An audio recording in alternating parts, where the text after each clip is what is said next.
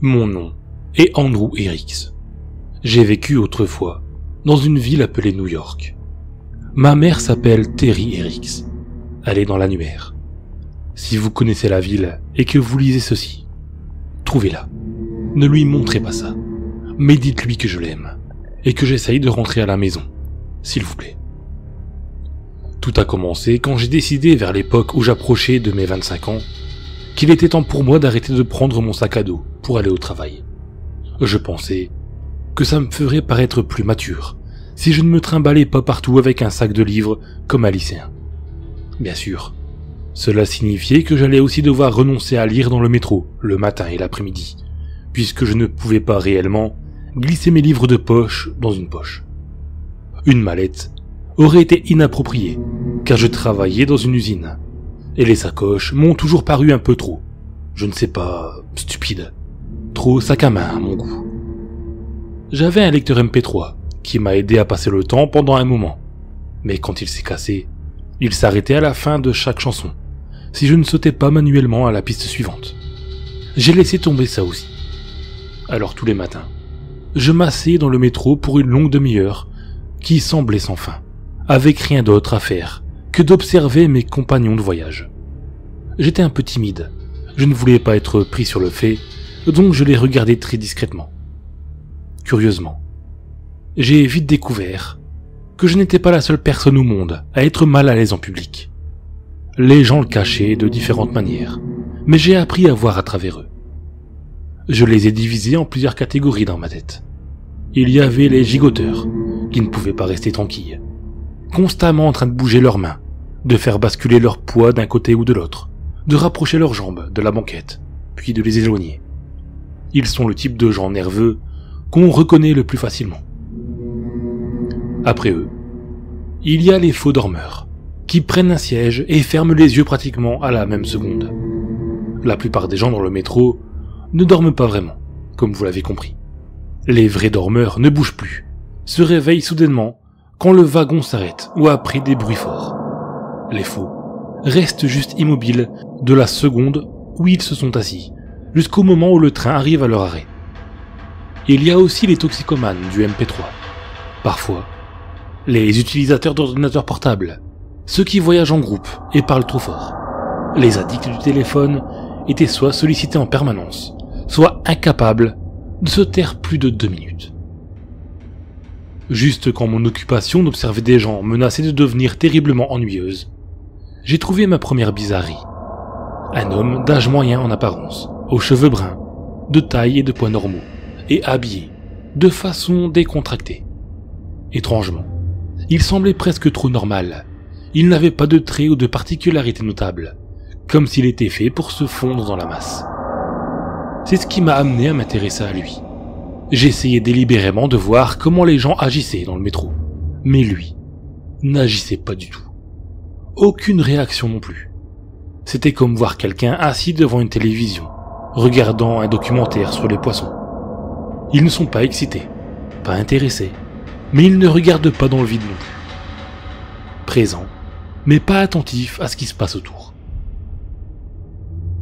Il était dans le métro l'après-midi. Il a fallu plus d'1 mois d'expérience d'observation avant qu'il n'attire mon attention. Car je ne prenais pas le même métro tous les jours, et je ne faisais pas attention à toujours m'asseoir dans le même wagon. Je l'ai vu pour la première fois, un lundi, et la deuxième fois était le jeudi de la même semaine. Il a évidemment pris le même train, et s'est assis dans la même voiture, et sur le même siège. Un toc sévère, c'est ce que je pensais à l'époque. Depuis cette première fois où il m'a tant intrigué, je l'ai regardé avec plus d'avidité encore les fois suivantes. Il était, pour tout vous avouer, carrément troublant. Il ne faisait rien du tout. Il s'installait là, impassible, la tête droite, peu importe ce qu'il se passait. Une femme avec un enfant qui braillait est entrée et s'est assise juste derrière lui. Et toujours rien. C'est à peine s'il a tourné la tête ou froncé les sourcils d'agacement. Et ce gamin était foutrement bruyant pourtant. Au moment où le métro est arrivé à mon arrêt, je me suis senti mal, et quand je suis sorti, mes mains tremblaient, comme si j'étais en manque de nicotine. Il y avait quelque chose de mauvais chez lui. Je crois que c'était une sorte de monstre, un sociopathe peut-être, un de ces gars calmes, qui a en fait une douzaine de têtes de femmes dans son congélateur, et dont la première victime est sa mère. Je me suis retrouvé à flâner intentionnellement après le travail l'après-midi, à m'arrêter pour feuilleter les magazines dans les kiosques, même quand je n'avais pas l'intention d'acheter quoi que ce soit. Pendant quelques semaines, j'ai évité de prendre ce métro, et quand je m'y rendais avec réticence, je m'assurais toujours de choisir une place aussi éloignée que possible de celle où je l'avais vue. Puis un matin, j'ai vu une autre personne qui a déclenché la même sonnette d'alarme dans ma tête. Une femme, tout aussi banale, qui se contentait de rester sur son siège, malgré les bousculades et l'agitation autour d'elle. Le moment où je l'ai reconnue, je l'ai réalisé plus tard. C'était quand mon obsession avait commencé. Mon obsession des gens, qui avait commencé comme une sorte de passe-temps pour conjurer l'ennui, était devenue presque comme une religion pour moi. Je ne pouvais pas entrer dans un bus ou un métro sans me mettre à examiner tout le monde, dressant une liste des comportements dans ma tête. Vêtements et couleurs simples, sans marque, notés. Aucune expression, pas de regard occasionnel vers la fenêtre ou d'autres passagers, notés. Pas de sac ou d'accessoires, notés, notés, notés, notés. Nous en avons un autre. J'ai commencé à les appeler les étrangers. Je ne les voyais pas tous les jours, même quand j'ai commencé à prendre le métro, plus que je n'en avais besoin. Même quand je me suis mis à monter dans ces bus qui n'étaient pas sur mon chemin. Mais ils étaient là, assez souvent. En voir un me faisait grincer des dents, rendait mes pommes moites et ma gorge me paraissait sèche. Si vous avez déjà fait un discours, vous reconnaissez peut-être cette sensation. Même s'ils ne m'accordaient pas la moindre attention, j'avais l'impression de m'exhiber devant eux. Je les croisais si souvent. Comment pouvaient-ils ne pas me remarquer? Ils ne l'ont pas fait cependant, en aucune façon. Et un jour, finalement, ma curiosité a pris le dessus sur ma peur. J'ai décidé d'en suivre un. J'ai choisi celui qui m'avait intéressé en premier, l'homme dans le métro de l'après-midi, qui gardait toujours le même siège. Je suis donc monté dans ce métro, et j'ai pris un siège derrière le sien. On a roulé jusqu'au terminus, où il s'est levé et a commencé à marcher devant moi. Je l'ai suivi, mais il n'est pas allé loin. Il s'est assis sur un banc à proximité, sans aucune expression, comme toujours, pendant que je me mettais, moi, dans un coin, non loin, pour attendre en essayant de garder un air nonchalant. Au bout de quelques minutes, le métro suivant est arrivé. Je l'ai regardé entrer, et j'ai vu qu'il avait encore pris le même siège. Je n'ai pas réussi à trouver le courage de le suivre à nouveau. Il est allé nulle part, il a juste pris le métro jusqu'à la fin de la ligne. Et après, quoi? Il la reprend dans l'autre sens. Quelle raison aurait-il, lui ou n'importe qui, de faire ça? Je n'ai pas arrêté d'y penser, même après avoir repris un métro me ramenant à la maison, pour avoir un peu de repos. Je ne pouvais pas laisser tomber cette affaire, pas jusqu'à ce que je l'ai trouvé un sens à tout ceci. À présent, j'étais encore plus perdu qu'avant. J'étais même carrément en colère. Pourquoi cet étranger, cette personne presque inhumaine, qui se faisait les lignes de métro dans tous les sens, n'allait nulle part? L'esprit éprouve de la répugnance face à certaines choses, parce que la vue de celle-ci est un affront. Les araignées effraient beaucoup de personnes, particulièrement les plus grosses. Elles semblent être une menace pour nous, comme des aliens. C'est l'effet que les étrangers ont commencé à faire sur moi. Ils alertaient mes sens. Je l'ai à nouveau suivi le jour suivant, et encore le jour d'après. Chaque jour, pendant au moins une semaine, nous avons fait nos voyages silencieux tous les deux. Si seulement j'avais su. À la fin de la semaine, je le suivais pendant des heures, jusqu'à ce que le dernier métro de la soirée s'arrête, près de là où j'habitais. Nous allions d'un bout de la ville à l'autre, encore et encore. Je n'étais plus un observateur de gens. J'étais un observateur d'un seul type de personne, un observateur d'étrangers. Je ne faisais plus attention à personne d'autre que lui, bien que j'ai remarqué plus d'un regard embarrassé m'étant adressé. De toute façon, nous aurions très bien pu être les deux seuls habitants de la planète, ça m'était égal. J'ai perdu mon travail la semaine suivante. Mon directeur était gentil et un peu effacé, mais ferme. Je n'étais pas efficace, je n'avais aucune concentration. J'étais tout sauf productif. Il m'a fait tout un discours, je crois, mais c'est à peine si je l'entendais. La seule chose qui occupait mes pensées était mon nouveau travail, ma surveillance de l'étranger. Que ferait cet homme, non, cette chose, en sortant du métro, si je n'étais pas là pour garder un œil sur lui? J'ai quitté le boulot pour la dernière fois à midi ce jour-là. Normalement, je commençais à suivre mon trajet vers 5h30, mais je suis sûr qu'il m'attendait. Je voudrais maintenant avoir fait plus attention à ce jour. Était-il ensoleillé? C'était l'été après tout. J'aurais pu faire le tour du centre-ville, peut-être accoster quelques jolies filles. J'aurais pu prendre un cappuccino glacé et fumer à une terrasse de café avant de rentrer à la maison. Faire sortir mon obsession grandissante de ma tête. Trouver un nouveau travail et prendre de quoi lire dans les transports comme avant. Et au lieu de ça, j'ai attendu. Plus d'un train font leur trajet sur cette ligne. Alors je me suis assis dans la station pendant au moins 1 heure, jusqu'à ce que je l'aperçoive à travers une fenêtre. Je suis monté dans le wagon du métro, et j'ai remarqué que, pour la première fois, ma peau n'était pas moite, mes mains ne tremblaient pas, et mon cœur ne battait pas à une vitesse folle. Je me suis assis, pour la première fois également, juste en face de lui, pile dans son champ de vision. Je regardais s'il y avait un changement dans son comportement. M'avait-il reconnu? S'il l'a fait, je n'en ai vu aucun signe, et pourtant j'ai bien cherché. Nous devions faire la paire, assis l'un en face de l'autre cet après-midi, à nous fixer. C'était difficile de ne pas laisser toute la rage en moi se refléter sur mon visage, mais avec un certain effort, je parvenais à garder le même visage sans expression qu'il arborait toujours. Mais à l'intérieur, je lui hurlais pratiquement dessus. « Réagis, putain de connard! Regarde-moi, merde! Je sais ce que tu es !» À vrai dire, je n'ai rien dit, et mes demandes silencieuses n'ont obtenu aucune réponse. Ni pendant le premier voyage, ni pendant le deuxième, ni pendant le 3e ou le 10e. Nous parcourions la nuit ensemble, et à chaque terminus, nous sortions ensemble et attendions. Je me suis assis à côté de lui sur le banc, le regardant du coin de l'œil, et toujours rien de sa part. Mais nous étions tous les deux aussi doués l'un que l'autre à ce jeu. Enfin, nous avons fait notre dernier trajet ensemble. Je le tenais, et il le savait.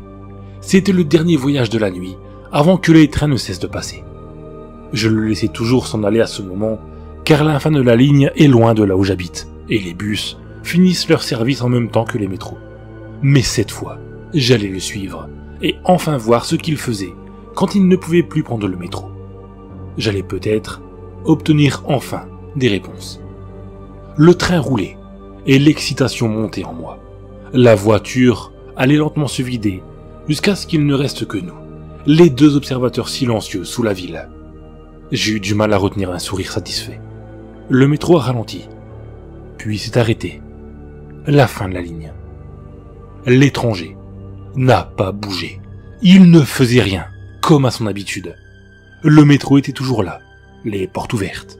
Je pouvais vaguement entendre les derniers traînards sortir de la station, quelque part derrière nous, leurs pas résonnant dans le silence.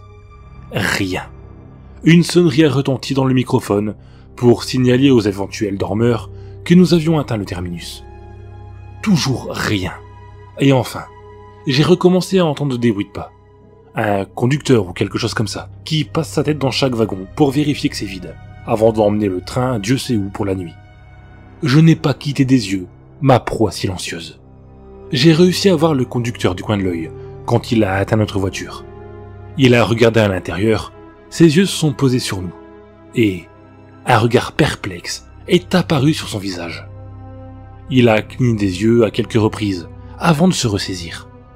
J'ai attendu qu'il se mette à parler pendant un temps excessivement long. Mais alors, avec un bref hochement de tête, il nous a laissés. Il y avait une autre voiture devant la nôtre.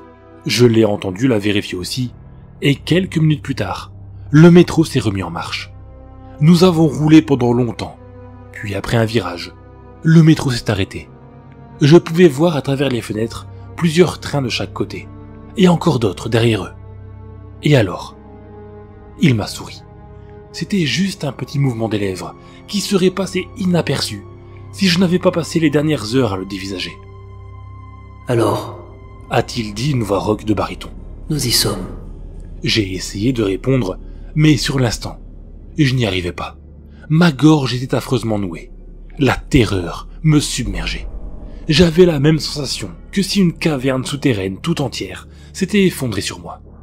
J'ai toussé, et j'ai finalement réussi à balbutier une réponse d'une voix cassée, pour poser la question qui me tenait éveillé la nuit, qui m'avait conduit à mi-chemin de la folie, et m'avait amené à cet endroit, à ce moment précis. Qu'est-ce que vous êtes ?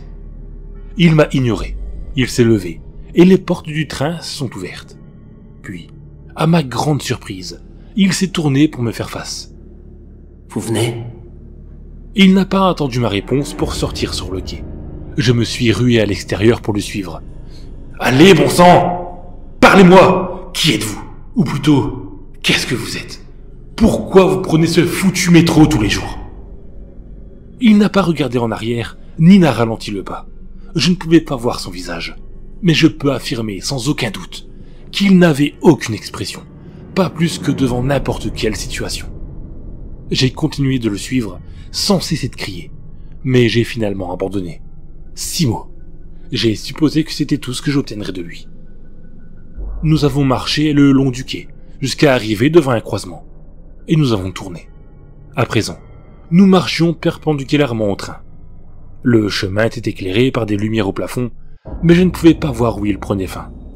Les trains de chaque côté semblaient se succéder à l'infini de ce que je voyais. Je me rends compte maintenant qu'il y en avait beaucoup plus que ce dont une ville a besoin. Ça ne m'avait pas interpellé sur le moment, je suppose, mais j'aurais probablement dû y faire plus attention. Je ne sais pas exactement combien de temps nous avons marché. J'avais une montre, mais elle était cassée. Au bout d'un moment, j'ai sorti mon téléphone, mais je ne captais rien là-bas. Tout ce que l'écran affichait était pas de signal. L'étranger s'arrêtait de temps en temps et regardait un des trains pendant 1 minute ou 2, mais il se remettait toujours à marcher. Il m'a fallu du temps avant de comprendre pourquoi, mais j'ai finalement réalisé que les trains n'étaient pas tous les mêmes. De longues files d'entre eux étaient semblables, mais nous passions à une file d'un autre modèle différent. Ils étaient un peu plus grands ou plus petits, ou avaient une forme légèrement différente. Le cockpit, ou ce que vous appelez la partie avant où se trouve le conducteur, était différente aussi.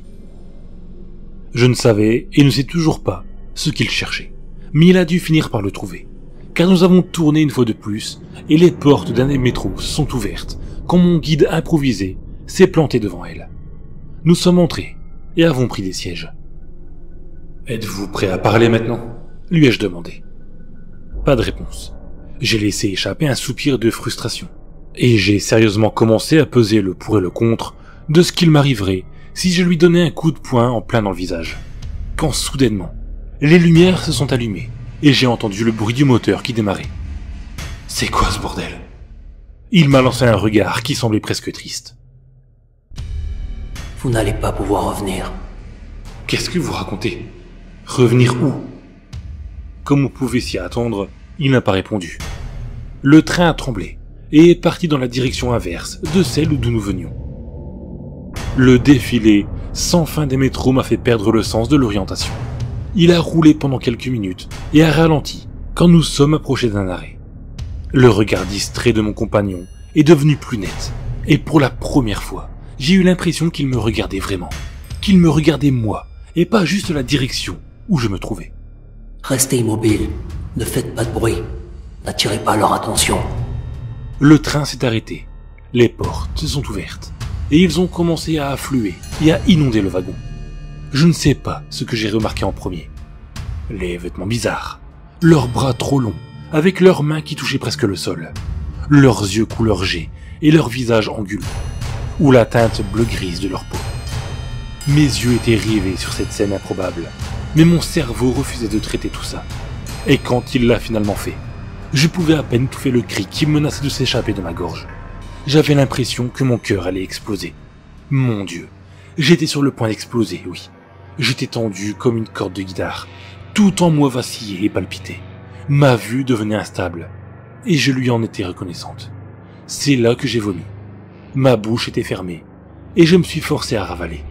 Ce fut difficile. Mon instinct me criait ces mots. Reste immobile, ne fais pas de bruit, n'attire pas leur attention. Ce jour est un peu flou dans mon esprit. Nous avons parcouru la ligne de métro dans les deux sens, encore et encore, le visage neutre, pendant des heures, pendant des jours peut-être. Cette ligne me semblait beaucoup plus longue que celle que je connaissais, celle où j'avais suivi l'étranger. Les choses hideuses dans le wagon ne faisaient pas attention à nous. Pourtant, nous devions sacrément ressortir à côté d'eux. J'étais tellement pétrifié par la peur que quand nous sommes retournés dans la caverne des trains sans fin, désespéré, j'ai fondu en larmes. Je me suis effondré sur le sol et je n'ai rien fait d'autre que pleurer pendant un long moment. L'étranger me regardait, impassible. Quand j'ai repris le contrôle de moi-même, je me suis tourné vers lui avec un regard suppliant. « Amenez-moi à la maison, je vous en prie. » Je ne peux pas, je ne sais pas lequel peut vous ramener, si l'un d'eux le peut, m'a-t-il répondu. Il s'est levé et a quitté la plateforme. Je me suis levé avec lassitude pour le suivre. Il s'est retourné, brusquement. Je pense que vous m'avez assez suivi. La rage que je ressentais envers lui, que la panique avait temporairement étouffée, a ressurgi en moi. « Quoi ?» ai-je hurlé, en me jetant sur lui. Je l'ai attrapé par les épaules, et avec une force dingue que je ne savais pas que j'avais, je l'ai plaqué contre la porte d'un des métros. « T'es vraiment un fils de pute! Qu'est-ce que tu m'as fait, putain ?» Je l'ai frappé plusieurs fois de suite, sans m'arrêter. « Ramène-moi !» Il ne bronchait pas, gardant son calme, et bientôt la poussée de colère en moi est retombée, me laissant comme vidé de mon énergie. « S'il vous plaît, faites-moi rentrer à la maison. » Ça ne fonctionne pas de cette manière si nous restons ensemble. Il y a plus de risques que nous soyons remarqués. Trouvez votre propre chemin. Soyez immobile et soyez subtil. Et alors, ils penseront que vous êtes l'un des leurs. Comment pouvez-vous faire ça? Pourquoi? Il m'a adressé un autre regard, un peu triste. Je devais le faire. Vous le devrez aussi. Vous pouvez rester coincé, parfois. Il a retiré délicatement mes mains de ses épaules et s'est tourné pour s'en aller. Je suis tombé à genoux, soudainement à bout de force, et je l'ai regardé partir. Au croisement, il s'est retourné vers moi. Je suis désolé. Et puis, il a disparu. Je suis resté sur le carrelage, froid, pendant vraiment très longtemps. J'étais là, dans un coin, roulé en boule et sanglotant. Quand je n'ai plus eu aucune larme à verser, j'ai même réussi à dormir un peu. Quand je me suis réveillé, le métro avec lequel j'étais venu était parti, emmenant les abominations bleu-grises là où vont les abominations bleu-grises. Je ne pouvais me résoudre à y retourner de toute façon. J'ai essayé de trouver un chemin pour revenir de là où j'étais parti, de trouver un train que je reconnaissais, mais je n'étais même plus sûr de la direction que j'avais prise en venant. J'ai marché pendant 1 heure, 2 heures. Finalement, j'ai trouvé un train qui me semblait familier. Ou peut-être que j'étais tellement désespéré que j'ai imaginé qu'il l'était. Quand je me suis approché de la porte, elle s'est ouverte pour moi et j'ai pris un siège. Il a démarré. Et bien que toute ma vie durant, j'ai été un véritable agnostique, j'ai prié de tout mon cœur. Le train ralentit à un arrêt. Les portes se sont ouvertes. Et pendant un instant, j'ai cru que j'étais sauvé. Des gens, des êtres humains. J'allais devenir l'homme le plus religieux du monde. Mais j'ai remarqué leurs yeux, ou plus précisément, le 3e grand œil au milieu de leur front. Eh bien, Dieu, va te faire foutre, si c'est ainsi.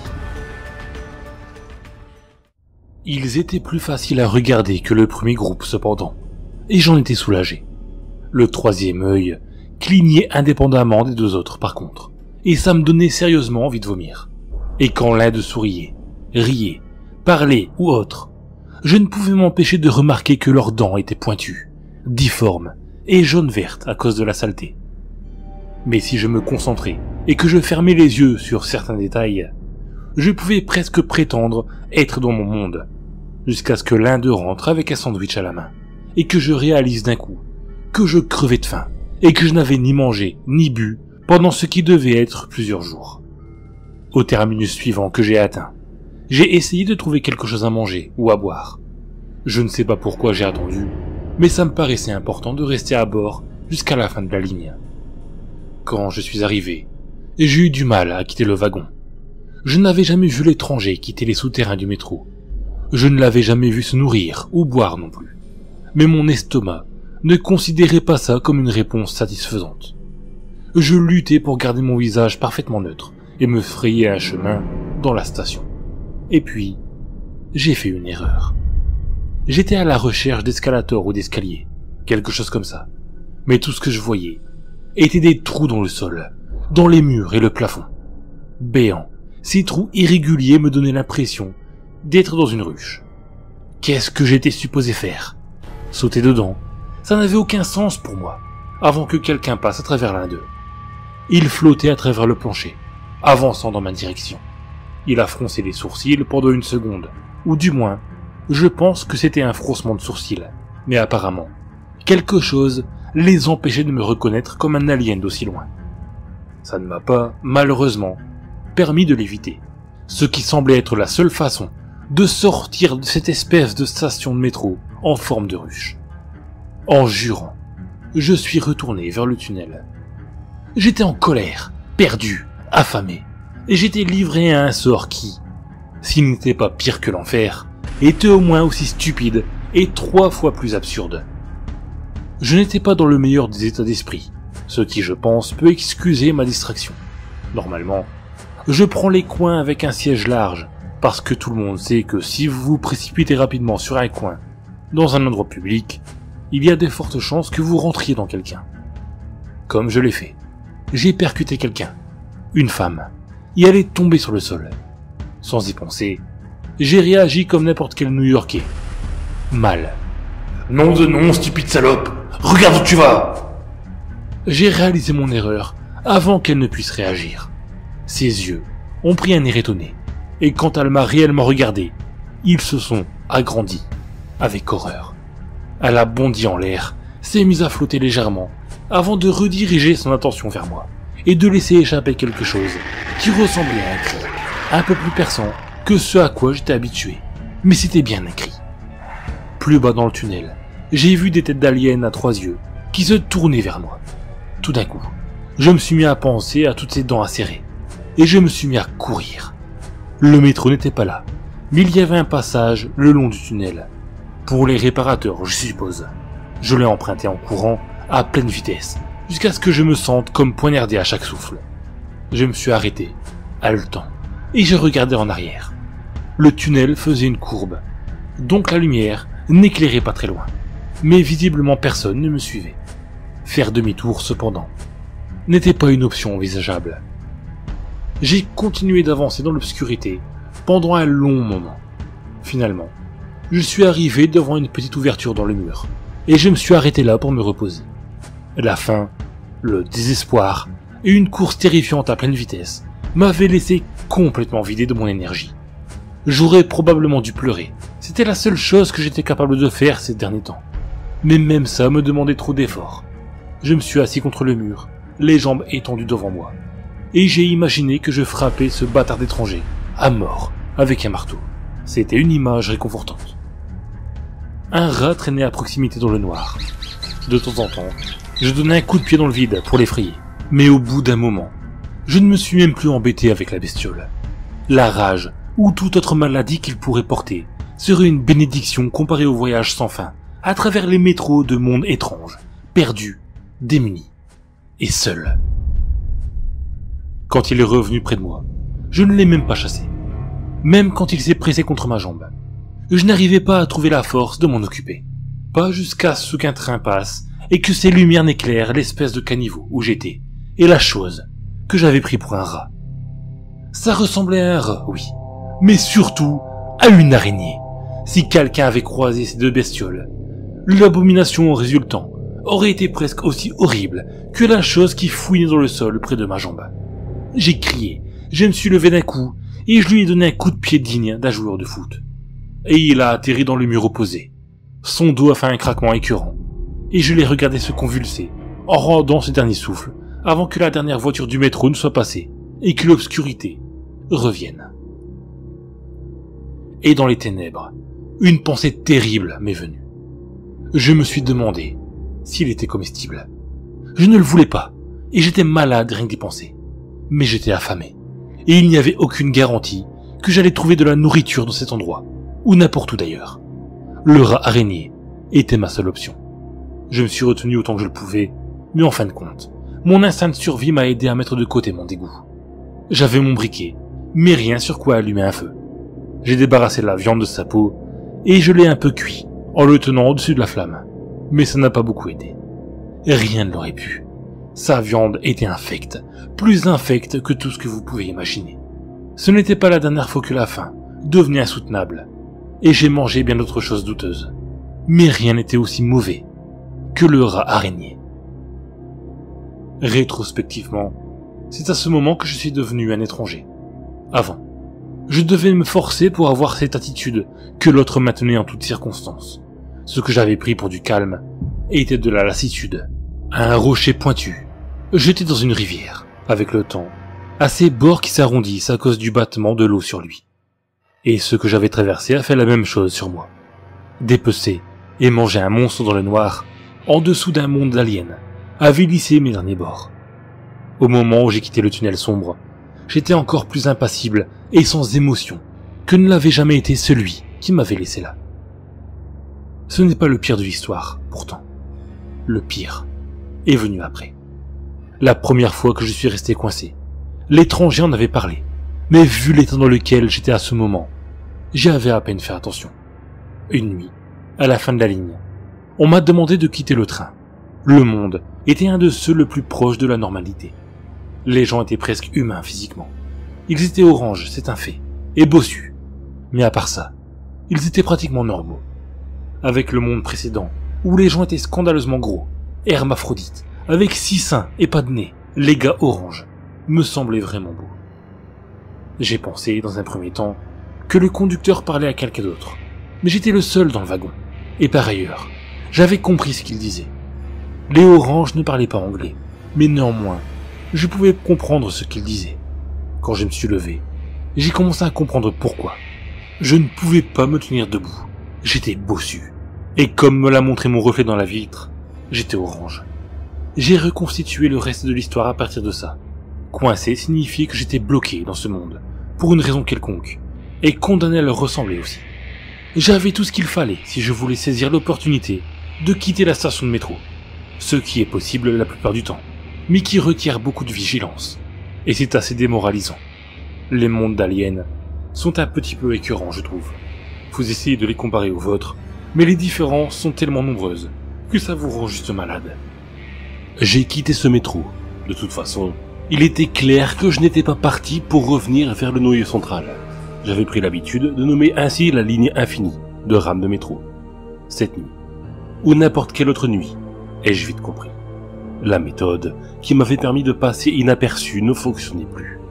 J'ai considéré brièvement l'idée de rester. Mais cet endroit n'était pas mon monde, et ne le serait jamais. Même s'ils avaient la même apparence que moi, leur culture était différente. C'était une leçon que j'avais apprise auparavant. Même les mondes où les habitants n'étaient absolument pas distinguables de moi n'étaient pas sans danger. J'ai été une fois dans un monde où les gens étaient exactement comme moi. Bon, en fait, ils ressemblaient à des Brésiliens, mais c'était plus que suffisamment ressemblant. Et j'ai appris d'une manière assez douloureuse que, pour eux, le geste de la main qui sert à saluer signifiait quelque chose de gravement insultant. Assez insultant pour que je me fasse battre avec haine pendant qu'une foule me regardait, approuvant. D'ailleurs, même si cet endroit avait une culture que je pouvais imiter, je ne voulais pas rester. Je voulais l'une de ces deux choses, trouver le moyen de rentrer à la maison, ou retrouver l'étranger qui m'avait mis dans cette galère et casser la gueule à l'ordure qu'il était. Rien d'autre ne m'intéressait. Alors j'ai voulu avancer. Je n'étais pas sûr cependant d'être capable de faire à un pauvre inconscient ce qu'on m'avait fait. Pouvais-je forcer quelqu'un d'autre à arpenter l'éternel métro comme moi? Il s'est avéré que je n'avais pas à le faire. Après quelques mois, l'un d'eux m'a remarqué, oui, et a commencé à me suivre pendant plusieurs semaines. Je faisais extrêmement attention à faire comme si je ne l'avais pas remarqué, juste comme je l'avais fait avec l'étranger. Mais j'étais tiraillé entre le désir de l'avertir avant qu'il ne soit trop tard, et le désir de l'emmener à la fin de cette ligne. Ainsi, je pourrais enfin quitter ce monde lugubre. La dernière nuit, il m'a suivi jusqu'à la fin de la ligne, exactement comme je l'avais fait moi-même. Il n'a pas réussi à trouver le courage de s'asseoir en face de moi par contre. Et dès que le train s'est arrêté, au terminus, il a couru. J'ai attendu, en espérant que le conducteur ne me verrait pas et que je pourrais continuer. Mais en vain. Le métro est reparti sans moi, tandis que je maudissais cet homme intérieurement. Alors que je marchais du côté des guichets, le jeune homme qui m'avait suivi m'a attaqué.